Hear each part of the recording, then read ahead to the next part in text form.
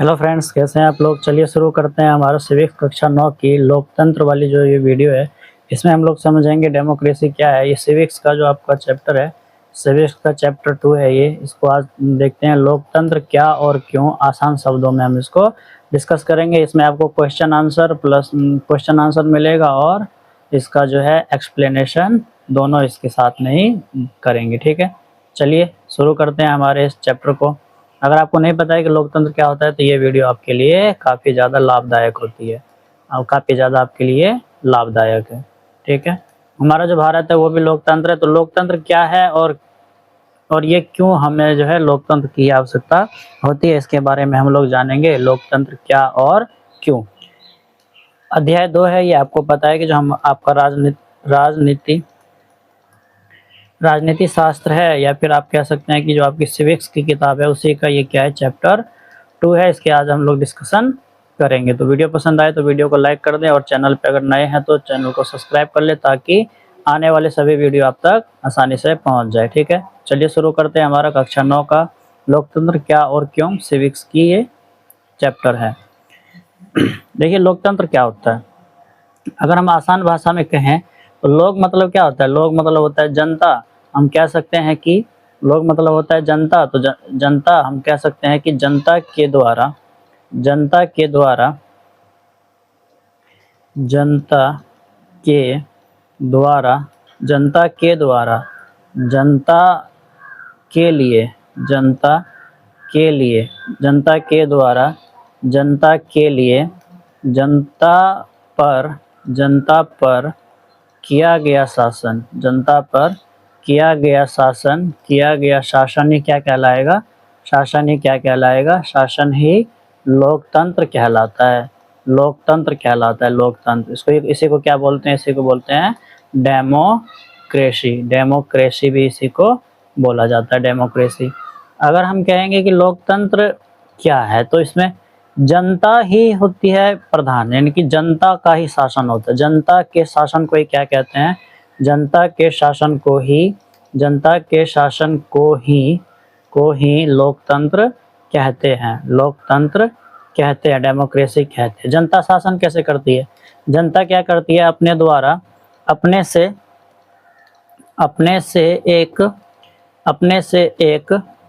से एक प्रतिनिधि को चुनती है और वही प्रतिनिधि क्या करती है। प्रतिनिधि को चुनती है और वही प्रतिनिधि आगे चलकर आगे चलकर उन पर क्या करती है, शासन करती है। वही प्रतिनिधि उन पर शासन करती है। किन के लिए करती है शासन करती है किन के लिए करती है। उन्हीं के लिए करती है जिन्होंने चुना है ना, उन्हीं के लिए करती है। इसमें क्या होता है कि अगर ऐसा नहीं है कि अगर आपने एक बार किसी को चुन लिया तो उसको फिर आप जो है हटा नहीं सकते।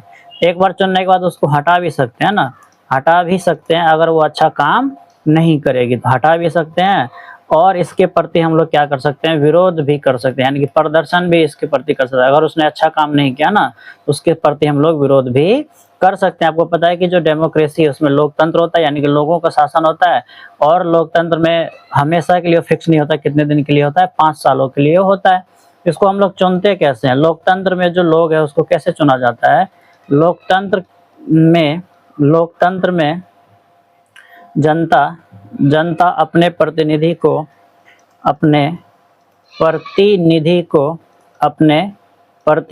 को किसके माध्यम से चुनती है। चुनाव के माध्यम से चुनती है। चुनाव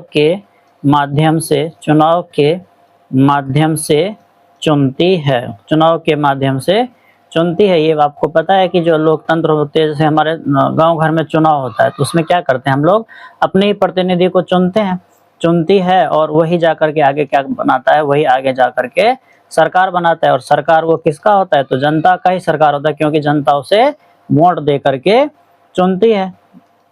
ठीक है, कह रहे कि लोकतंत्र की एक सामान्य परिभाषा क्या है। तो परिभाषा क्या हो सकता है, जो अब्राहम लिंकन थे ना, अब्राहम लिंकन जी जो थे, अमेरिका के राष्ट्रपति थे वो, अब्राहम लिंकन जी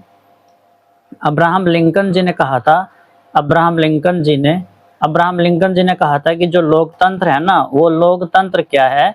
लोकतंत्र जनता का शासन है। किसका शासन है?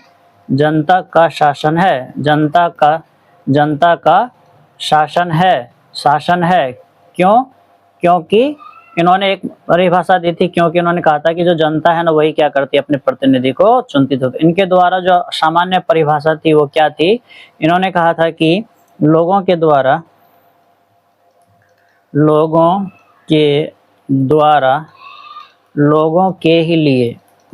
के लिए चुना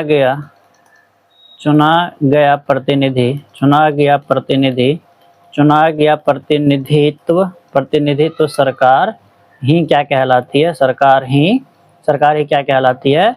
लोकतंत्र सरकार कहलाती है। तो ये बिल्कुल ही जो है आसान परिभाषा हम कह सकते हैं कि इनके द्वारा दिया गया था। और लोकतंत्र में क्या होता है? लोकतंत्र में जनता का ये शासन होता है, जनता का शासन होता है। तो जनता के अधिकारों की इसमें बात की जाती है, जनता के अधिकारों की बात की जाती है, जनता के अधिकारों की बात की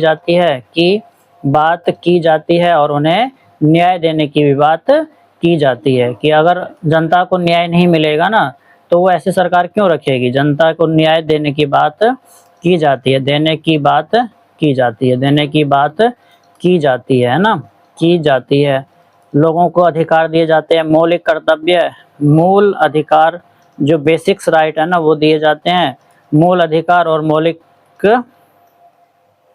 मौलिक अधिकार जो है वो जनता को प्राप्त होता है। तो ये सभी चीजें किसमें प्राप्त होती है? ये सभी चीजें प्राप्त होती है लोकतंत्र में ही। ये सभी चीजें क्या होती है? प्राप्त होती है। लोकतंत्र ही क्यों आवश्यक है? अब यहाँ पर देख लेते हैं पहले लोकतंत्र क्या है, इसके बारे में परिभाषा इसकी क्या है, डेफिनेशन। तो लोकतंत्र वह शासन व्यवस्था है जिसमें जनता अपने प्रतिनिधियों का चुनाव स्वयं करती है। कैसे करती है? स्वयं करती है वो अपने प्रतिनिधियों का चुनाव। लोकतंत्र की विशेषता फीचर्स क्या है कि क्यों लोकतंत्र को हम लोग अपनाते हैं? इसमें क्या होता है? वनावचन स्वतंत्र और निष्पक्ष चुनाव होता है। निष्पक्ष चुनाव का मतलब क्या है? कोई इसमें जनता के द्वारा ही चुने जाते हैं, कोई इसमें मनमानी नहीं करता है। निष्पक्ष होना मतलब कि सबके पक्ष में होना। इसमें अभिव्यक्ति की स्वतंत्रता होती है। अभिव्यक्ति की स्वतंत्रता का मतलब होता है बोलने की स्वतंत्रता। बोलने की स्वतंत्रता जो है सभी जनता को दिया जाता है। उसके बाद कह रहे हैं कि समानता का अधिकार। समानता का अधिकार का मतलब क्या है? आपको राइट टू इक्वलिटी दी जाती है। आपको पता है ना कि हमारे भारत में भी जो है हमें मौलिक अधिकार दिए गए हैं, जैसे कि 14 से लेकर के 32 तक। और उसमें 14, 15, 16, 17 जो है इसमें राइट टू इक्वलिटी, समानता का अधिकार भी जो है दिया गया है ना। समानता का अधिकार दिया हुआ है। कानून का शासन इसमें रहता है, कोई अपनी मनमानी नहीं करता।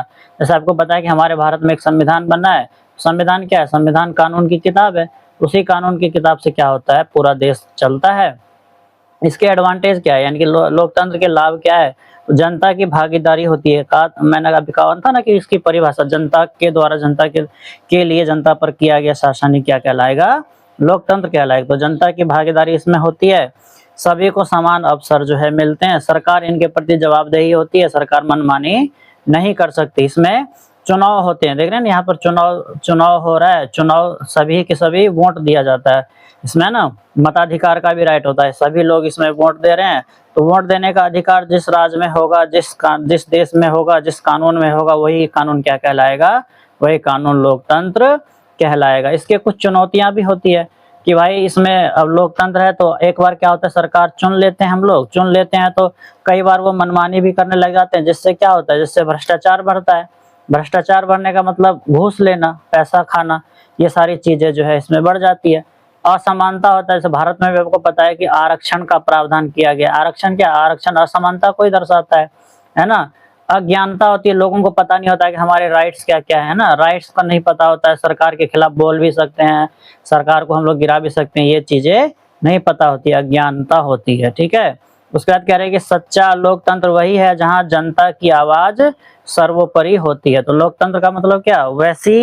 वैसा देश या वैसा जगह जहां पर क्या हो, जनता की आवाज सर्वोपरि हो, जनता की बात मानी जाएगी और जनता की भलाई के लिए काम किए जाएंगे। तो वही हम उसी को क्या कह सकते हैं? लोकतंत्र। तो ये था लोकतंत्र का एक सामान्य परिचय।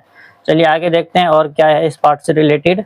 कह रहा है कि लोकतंत्र की विशेषता क्या क्या फीचर्स, जिनके बारे में मैंने बताया ना।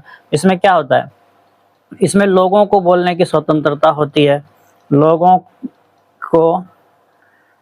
को बोलने की स्वतंत्रता होती है, जैसे हम लोग अभिव्यक्ति भी कहते हैं, बोलने की स्वतंत्रता होती है, बोलने की स्वतंत्रता होती है, बोलने की स्वतंत्रता होती है।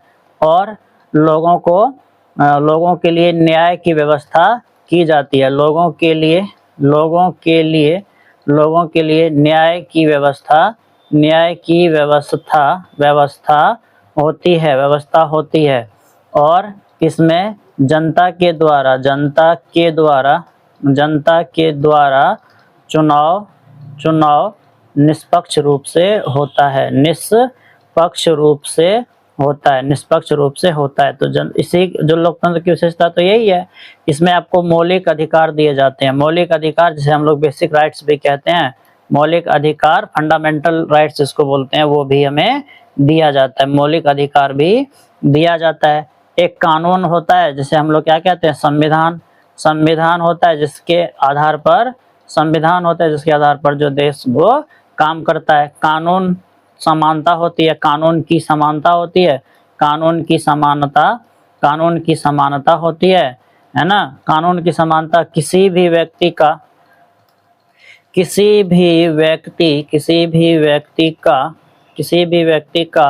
लिंग, जाति, धर्म, वंश, वर्ण के आधार पर भेदभाव नहीं किया जाता है, के आधार पर भेदभाव नहीं किया जाता है, कहने का मतलब है कि क्या होता है, हम लोग को समानता मिलता है, नहीं किया जाता है। इसका मतलब है कि समानता जिस जगह पे होगा, समानता जिस जगह पर हो गई, अधिकार जिस जगह पर होगा, स्वतंत्रता जिस जगह पर होगी, न्याय जिस जगह पर होगा, कानून जिस जगह पर होगा, उसी को क्या बोलेंगे, लोकतंत्र हम बोलेंगे। और इसमें हम लोग अपना प्रतिनिधि चुनाव के माध्यम से ही हम लोग क्या करते हैं, चुनाव के माध्यम से प्राप्त करते हैं। वयस्क मताधिकार होता है, वयस्क मताधिकार का मतलब क्या है, वयस्क मताधिकार प्राप्त होता है सभी को। वयस्क मताधिकार का मतलब क्या होता है, वयस्क मताधिकार का मतलब होता है जिनकी उम्र 18 वर्ष प्लस हो गई है, उनको वोट देने के अधिकार को क्या बोलते हैं, मताधिकार बोलते हैं। वोट देने का राइट्स है वो, तो उसी को क्या बोलेंगे, वयस्क मताधिकार बोलेंगे। और इससे किसी को भी वंचित नहीं किया जा सकता, वंचित मतलब कि उससे रोका नहीं जा सकता, चाहे वो लिंग के आधार पर भी भेदभाव नहीं होगा, चाहे वो पुरुष हो या फिर महिला हो या फिर कोई भी अदर जेंडर हो, उनको भी वोट देने का राइट जो है इसमें मिलता है। तो कहने का मतलब है कि लोकतंत्र में सब चीजें की समानता होती है, तो उसी को क्या कहा जाता है, उसी को डेमोक्रेसी कहा जाता है। तो ये सारी विशेषताएं होती है, लोकतंत्र की विशेषताएं ये होती है। उसके बाद कह रहे हैं यहाँ कि लोकतंत्र के लाभ क्या होते हैं। अब लोकतंत्र लाना क्यों जरूरी है एक देश को, उसके लिए क्या क्या चीजें होती है। तो बेनिफिट्स ऑफ डेमोक्रेसी का मतलब क्या है, बेनिफिट्स ऑफ डेमोक्रेसी का कि जनता की भागीदारी इसमें होती है। मैंने अभी बताया कि आपको वोट देने का राइट सबको दिया जाता है।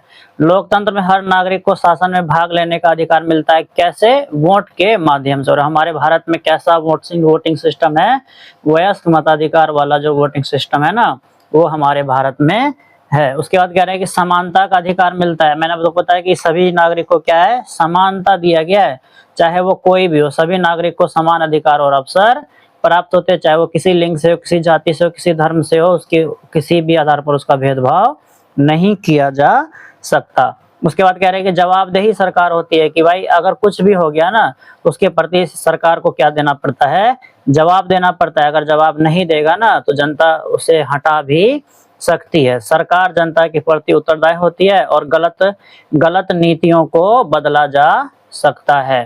कह रहे हैं कि बेहतर निर्णय लिया जाता है। क्यों? क्योंकि इसमें सभी जनता की क्या होती है, सभी जनता की भागीदारी होती है, सभी जनता की भागीदारी होती है, इसीलिए जनता की भागीदारी होती है, इसीलिए इसमें क्या किया जाता है, बेहतर निर्णय लिया जाता है। जनता की राय से लिए गए निर्णय अधिक प्रभावी और संतुलित होते हैं। स्वतंत्रता और सम्मान दिया जाता है।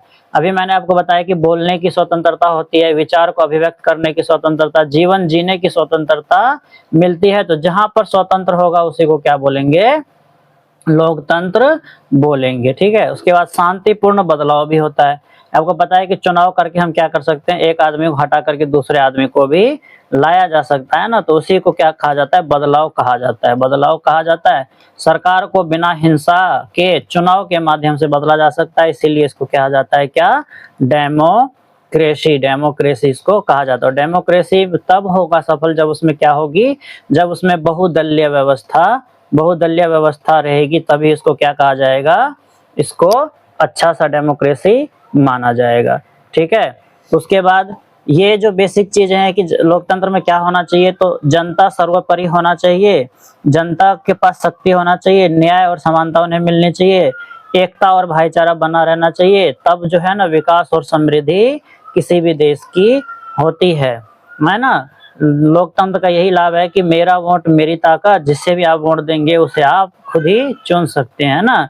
मेरा वोट मेरा अधिकार, मजबूत लोकतंत्र समृद्ध देश। यानी कि जब हम वोट देंगे तो लोकतंत्र भी हमारा क्या होगा, मजबूत होगा। कहने का मतलब है कि लोकतंत्र जनता के लिए, जनता द्वारा और जनता का ही शासन क्या कहलाएगा, लोकतंत्र कहलाएगा ना। तो कह रहे हैं कि लोकतंत्र ही क्यों जरूरी है, तो मैंने आपको पहले ही बता दिया कि लोकतंत्र ही क्यों जरूरी है। क्यों जरूरी है, क्योंकि इसमें क्या होता है, इसमें सभी को भागीदारी, सभी की भागीदारी, एक मिनट, सभी की भागीदारी प्लस सभी को न्याय और प्लस सभी के लिए समानताएं एवं प्लस सभी के लिए स्वतंत्रताएं, इसमें सभी के लिए स्वतंत्रता इसमें प्राप्त होता है। इसीलिए जो है ना लोकतंत्र जरूरी है। लोकतंत्र अगर नहीं रहेगा ना तब क्या होगा, लोकतंत्र क्यों जरूरी है, इससे हमें कब पता चलेगा, जब हमें ये पता चलेगा कि जब लोकतंत्र नहीं होगा ना, नहीं होगा तब क्या हो सकता है, नहीं होगा तब क्या होगा। अगर नहीं होगा तो लोगों को अपने अधिकार नहीं मिलेंगे, है ना, अपने अधिकार नहीं मिलेंगे। राजशाही आ जाएगी। राजशाही का मतलब क्या है, राजा का शासन रहेगा। राजा का शासन को क्या कहा जाता है, राजशाही। राजा या रानी का राजा का शासन आ जाएगा। लोगों की भागीदारी खत्म हो जाएगी, है ना। जो जनता है ना, जनता की भागीदारी इसमें क्या हो जाएगी, खत्म हो जाएगी। इसीलिए लोकतंत्र हमारे पास जरूरी है। लोगों को असमानताएं झेलनी पड़ेगी, असमानताएं झेलनी पड़ेगी। निष्पक्ष चुनाव नहीं होंगे। ऐसा नहीं है कि लोकतंत्र होता है तभी चुनाव होते हैं, चुनाव होता है परंतु उस समय जो है ना निष्पक्ष चुनाव नहीं होता। कहने का मतलब है वो एक ही पार्टी की सरकार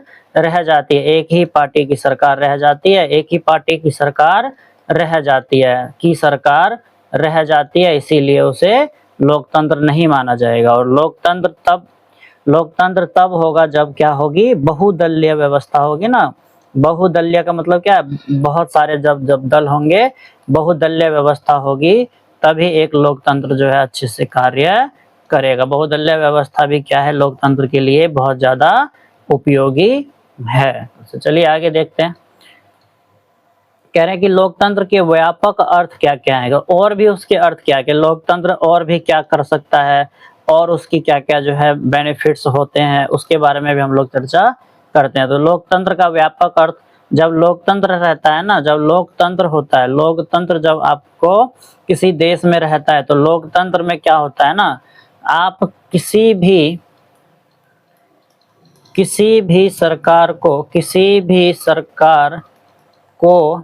भी सरकार को अपने कार्य प्रति झुकाव या उसे अपने कार्य प्रति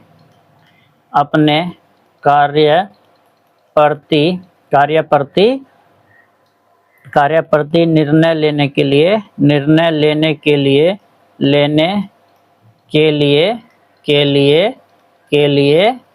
लिए झुका सकते हैं। तो ये है। अच्छा, इसको पिक्चर के माध्यम से देख लेते हैं, इसमें अगर आपको समझ में नहीं आए तो चलते हैं उसके लिए नेक्स्ट पेज पे। कह रहे हैं कि लोकतंत्र क्यों ही जरूरी है और इसका विशेष अर्थ क्या है। तो लोकतंत्र क्यों जरूरी है, पहले हम ये देख लेते हैं। वाई डेमोक्रेसी, तो जनता को अपनी सरकार चुनने का अधिकार होता है, और जहाँ पर डेमोक्रेसी नहीं होता ना, वहाँ इस तरीके का कोई भी बात नहीं होता है।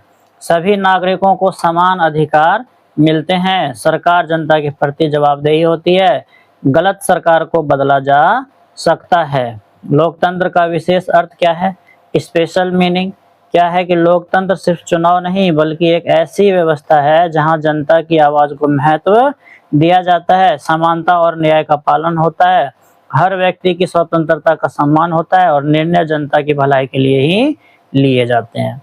उसके बाद कह रहे हैं कि लोकतंत्र का वास्तविक उद्देश्य क्या है, कि सच में हमें क्यों लोकतंत्र लाना है, इसका होपलेस क्या है, इसकी उद्देश्यता क्या है। तो समानता और न्याय स्थापित करना, कि सभी समान हो और सभी को न्याय मिले, सभी के विकास को सुनिश्चित करना होगा, और शांति और स्थिरता बनाए रखने के लिए हमें लोकतंत्र की जरूरत होती है। सच्चा लोकतंत्र वही है जहां जनता की शक्ति सर्वोपरि होती है। कहने का मतलब है जनता और लोकतंत्र दोनों बराबर होते हैं। तो चलिए कुछ इसके प्रश्नावली है, पूरा चैप्टर एक्सप्लेन कर दिए। अब इसके जो है हम लोग क्या कर लेते हैं, प्रश्नावली जो आपके चैप्टर में दिया गया है उसको भी देख लेते हैं। कह रहे हैं कि इनमें से कौन लोकतंत्र के लिए आवश्यक नहीं है। क्वेश्चन नेगेटिव पूछा गया है तो आंसर भी क्या होगा, नेगेटिव होगा। लोगों द्वारा चुनी हुई सरकार, ये तो सही बात है। चुनाव निष्पक्ष हो, ये भी सही बात है।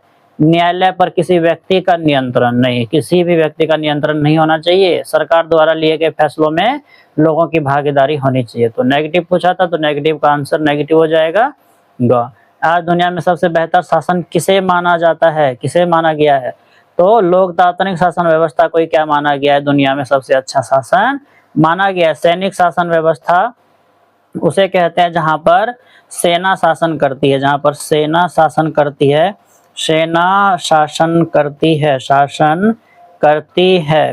है उसे ही क्या माना जाता है, सैनिक शासन व्यवस्था माना जाता है। जैसे हमारा पड़ोसी देश भूटान है ना, उसी तरीके से।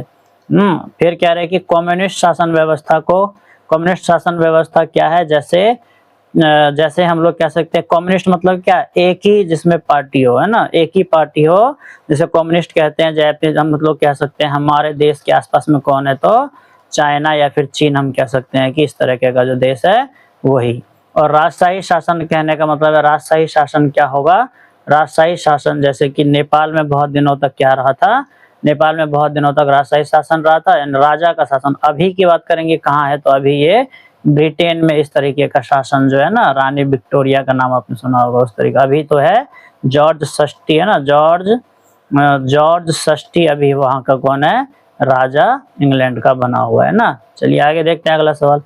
कह रहे हैं कि लोकतांत्रिक एवं गैर लोकतांत्रिक शासन व्यवस्था में अंतर किस आधार पर किया जा सकता है, तो मतदान के आधार पर, बहुदलीय व्यवस्था के आधार पर, समय सीमा के अंदर चुनाव होने के आधार पर, सरकार के निर्णय के प्रक्रिया के आधार पर। तो निर्णय का प्रक्रिया का आधार क्या होना चाहिए, इसमें तो निर्णय का अगर कहेंगे तो ये तो जनता के लिए हो सकता है ना, और सीमा के अंदर चुनाव अंदर, तो ये 5 साल पर तो वे भी सरकार कराती है जिन वहां पर कम्युनिस्ट होता है।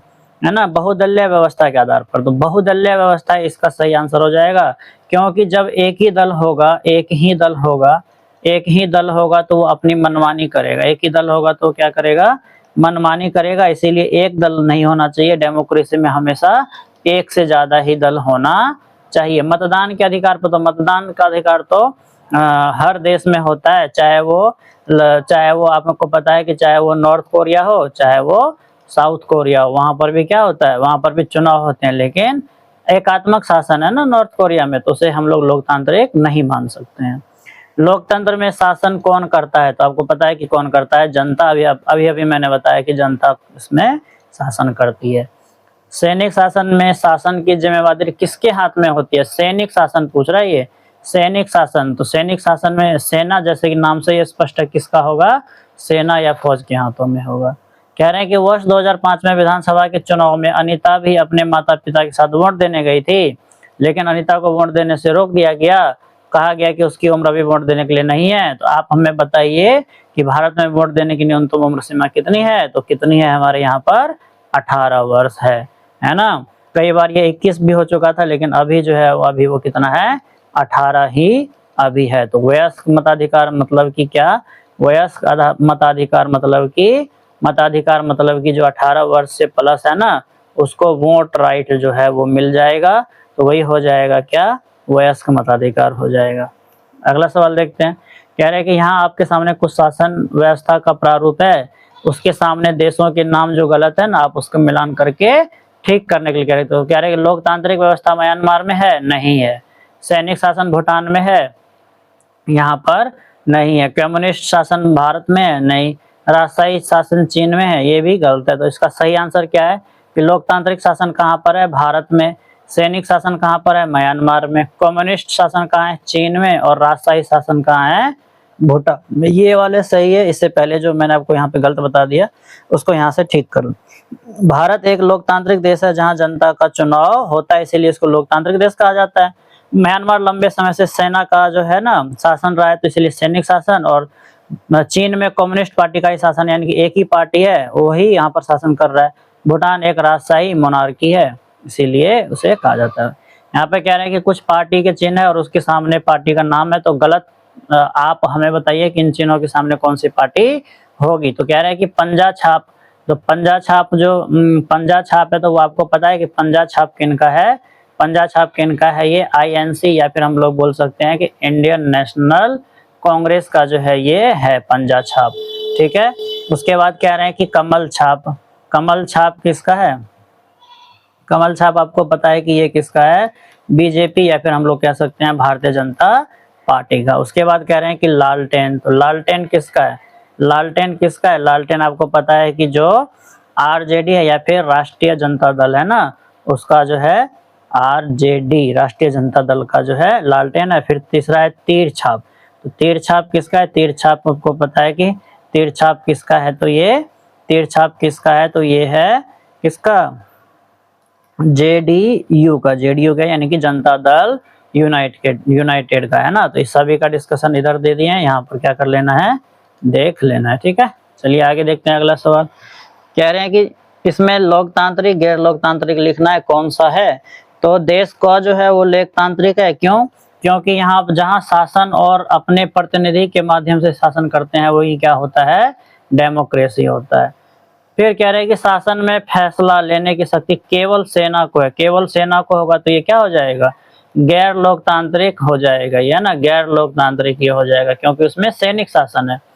कह रहे जहां पुरुषों को मत का महत्व महिलाओं से अधिक है, तो ये भी क्या हो जाएगा, गैर लोकतांत्रिक हो जाएगा। जहां वोट देने का अधिकार सभी लोगों को नहीं है, सभी लोगों को नहीं है, तो नहीं है, तो ये भी क्या हो जाएगा, गैर लोकतांत्रिक सरकार हो जाएगा। अगला कह रहे हैं कि 4 देशों के बारे में सूचनाएं दी गई है, इसमें सूचनाओं के आधार पर इन देशों का वर्गीकरण किस तरह करेंगे, और ये भी बताना है कि लोकतांत्रिक गैर लोकतांत्रिक या फिर ये कौन से है कि नहीं है। चुनाव में एक ही दल के उम्मीदवार खड़े होंगे, तो ये क्या हो जाएगा, नॉन डेमोक्रेसी ये हो जाएगा। कह रहे हैं कि स्वतंत्र चुनाव आयोग नहीं है, तो ये भी क्या हो जाएगा, नॉन डेमोक्रेसी। धर्म के आधार पर मत देने का अधिकार, ये भी नॉन डेमोक्रेसी हो जाएगा। मत देने से बुजुर्गों को रोका जाएगा, ये भी क्या हो जाएगा, गैर लोकतांत्रिक ही ये भी हो जाएगा, ठीक है। चलिए अगला सवाल देखते हैं, कह रहे हैं नीचे लोकतंत्र के बारे में कुछ गलत वाक्य है, हर एक में किसी न किसी की गलती को पहचानने और इस अध्याय के आधार पर उसे ठीक करके लिखें। कह रहे हैं कि लोकतांत्रिक शासन में सभी लोगों की भागीदारी हो ही नहीं सकता क्योंकि सभी व्यक्ति समान नहीं होते। तो लोकतंत्र में ऐसा होगा नहीं, क्योंकि लोकतंत्र में तो सभी को समान माना गया है ना।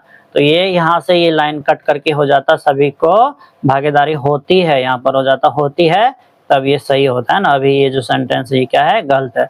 लोकतांत्रिक सरकार यदि गलत फैसला लेता है तो उसे लोग सहज स्वीकार कर लेते हैं, ऐसा नहीं हो सकता। क्यों? क्योंकि फैसला जो है वो किसके आधार पर होता है, वो जनता के, जो जनता है ना हमारी, जनता के हित से या फिर उनके मर्जी से होता है। उसे बदल भी सकते हैं। जिन देशों में चुनाव होता है वहां माना जाता है कि वहां लोकतांत्रिक शासन व्यवस्था है। ऐसा हम प्रॉपर नहीं कह सकते ना, प्रॉपर नहीं कह सकते कि वो होगा ही होगा, क्योंकि जहां पर कम्युनिस्ट सरकार है ना वहां पर भी क्या होता है, वहां पर भी चुनाव होता है, प्रॉपर तरीके से नहीं, प्रॉपर नहीं, है ना। लोकतंत्र में सरकार पर नियंत्रण नहीं होता, सरकार फैसला अपने इच्छा अनुसार लेती है। ये भी बात गलत है, क्योंकि लोकतंत्र पर सरकार का नियंत्रण किसका होता है, सरकार पर नियंत्रण जनता का होता है। जनता क्योंकि सर्वोपरि है। यह कोई आवश्यक नहीं है कि लोकतंत्र में स्वतंत्र न्यायपालिका हो, ये आवश्यक है, आवश्यक है। जब तक स्वतंत्र न्यायपालिका नहीं होगा ना, जब तक स्वतंत्र न्यायपालिका नहीं होगा तब तक वो देश या फिर वो राज्य का लोकतंत्र नहीं बन सकता।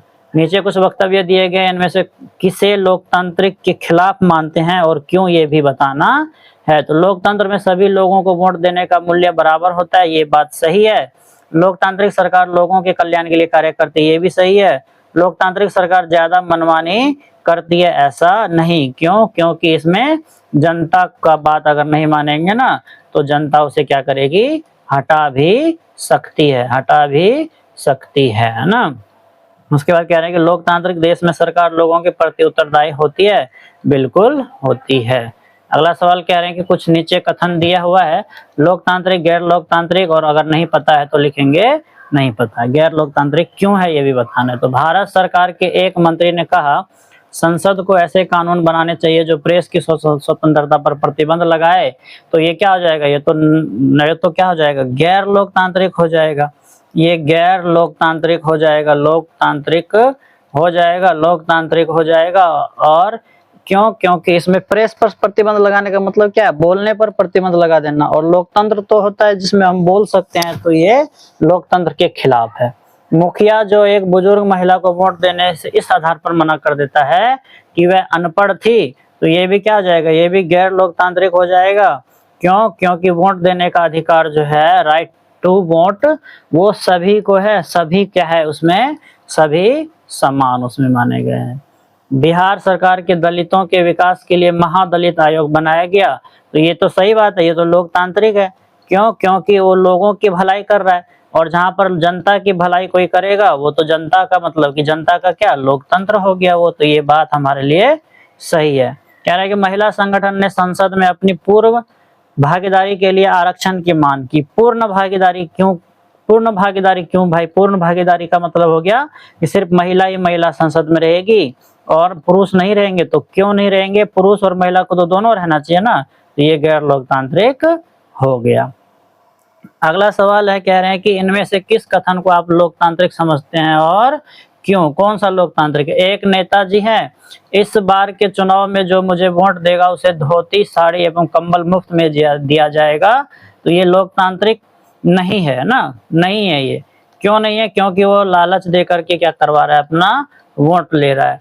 मजदूर किसान से कह रहा है कि तुम्हारी पत्नी को काम के बदले आधी मजदूरी मिलेगी क्योंकि वह औरत है। तो ये भी गैर लोकतांत्रिक है, क्योंकि लोकतांत्रिक क्या कहता है, लोकतंत्र तो कहता है कि समानता सभी के लिए समान है। तो ये गैर लोकतांत्रिक है ना, क्योंकि इसमें समानता नहीं दिख रही है। ठीक है, आगे कह रहे हैं कि अधिकारियों से कर्मचारी क्या कहता है कि हमारे काम के दौरान सरकार द्वारा निर्धारित सुविधाएं मिलनी चाहिए।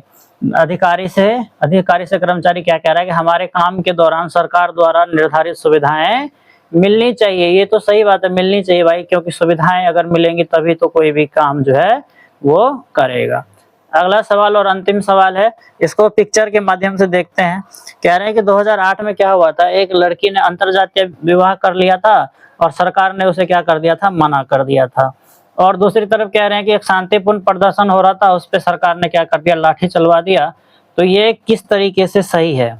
तो लोकतंत्र में व्यक्ति को स्वतंत्रता का अधिकार है, इसीलिए वो क्या अपने मर्जी का शादी कर सकता है, किसी भी जात में सरकार इस पर रोक नहीं लगा सकती है। ठीक है, उसके बाद कह रहे हैं कि विवाह का अधिकार परिवर्तन स्वतंत्रता है ना, यानी का मतलब है कि जो विवाह का अधिकार है वो आपकी खुद की स्वतंत्रता है, आपकी अभिव्यक्ति है, आप खुद उसके लिए स्वतंत्र है। तो जो सरकार है उस पर भी वो रोक नहीं लगा सकती है ना, ये भी सही बात। शांतिपूर्ण प्रदर्शन लोकतंत्र का मूल अधिकार है, तो इस पे भी लाठी चलवाना ये गैर लोकतांत्रिक है। शांतिपूर्ण प्रदर्शन हम लोग कर सकते हैं सरकार के खिलाफ। हिंसा और दया लोकतंत्र के विरुद्ध है, हिंसा और दबाव लोकतंत्र के विरुद्ध है, बिल्कुल ये सही बात है कि हिंसा नहीं करना है, लोगों को मारना नहीं है। दोनों घटनाएं लोकतंत्र के मूल सिद्धांतों के खिलाफ है, क्योंकि इसमें अंतरजातीय विवाह करने वाली लड़की को रोका जा रहा है और यहाँ पर शांतिपूर्ण जो प्रदर्शन कर रहे हैं उनको भी मारा जा रहा है। तो दोनों क्या है, इसके